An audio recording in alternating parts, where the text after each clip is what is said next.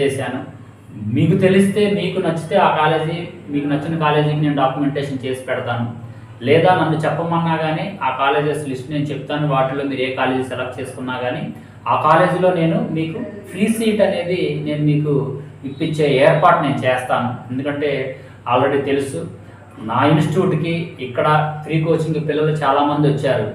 ప్రతి ఒక్క కాలేజీ యొక్క ప్రిన్సిపల్స్ నా పర్మిషన్ తీసుకొని మన ఇన్స్టిట్యూట్‌కి వాళ్ళు విజిట్ చేసి, మీ పిల్లలకి మేము నా మాట సహాయంతో మీ పిల్లలకి మీరు చెప్పారు కాబట్టి ఫ్రీ సీట్స్ మేము ఇప్పిస్తామని అందరూ మన మాట కాదనరు.